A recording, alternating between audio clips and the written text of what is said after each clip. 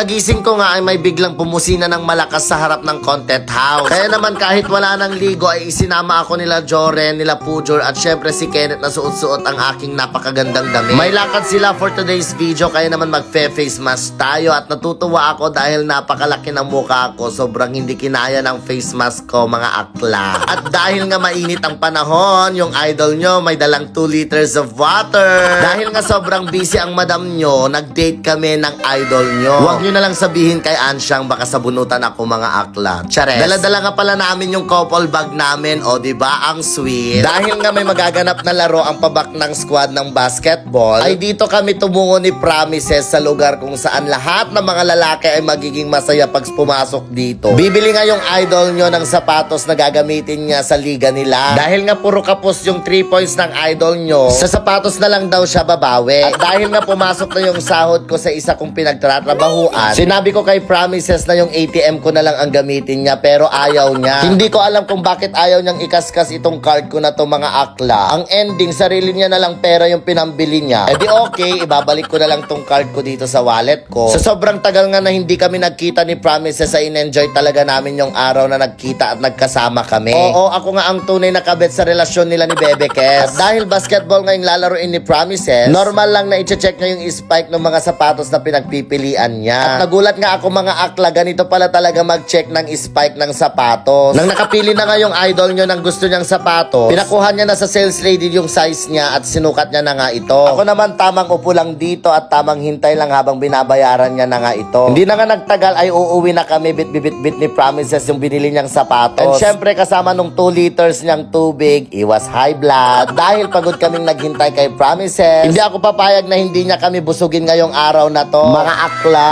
in-order ko talaga yung mga hindi makakain ni Joren para talagang ako lang yung kakain. Alam nyo na, yung mga bawal na pagkain pag mataas ang dugo. Iinisin talaga natin siya for today's video. Magbubudel tayo mga akla at ito yung mga gustong gusto ko. Alam mo ba yun?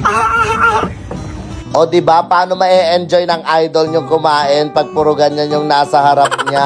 Ang ending, kawawa tuloy siya. Tamang okra lang, nagsasawsaw sa talong, o ganyan, tapos subo-subo, nag-e-enjoy na siya dyan. Samantalang kami mga akla, enjoy na enjoy ang madam nyo. Siyempre, every subo ng madam nyo, papainggitan ko yung idol nyo. Pagkatapos nga namin kumain, ay humingi na ako ng bill out sa waiter. Mga akla, seryoso to. Sa mga oras na to, hindi talaga ako makahinga. Basta kasi may pagkain pa sa harap ko, kain lang ako ng kain. Tapos ito namang si Pujol ay sinupot pa yung mga hindi namin nakain. Tama nga naman, sayang talaga. Mukhang sanay na sanay talaga si Pujol sa gawain na ganito. Talagang inalis pa talaga yung buntot ng bangus.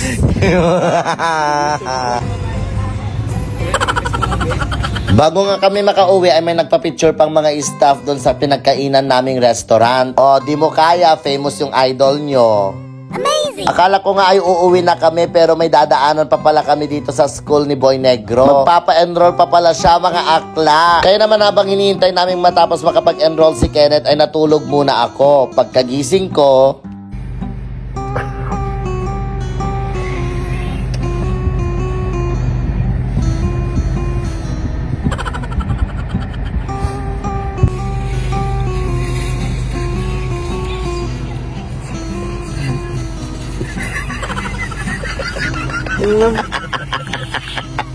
bago nga kami umuwi ay nagutom ulit ang mga akla kaya naman bumili kami ng napakamahal na ice cream. Okay lang yan, hindi mo naman makakain yung pera, no? Yung banana sa'yo. And syempre, yung pinaka-favorite ko, yung banana chocolate waffle. Subuhan natin. Waffle,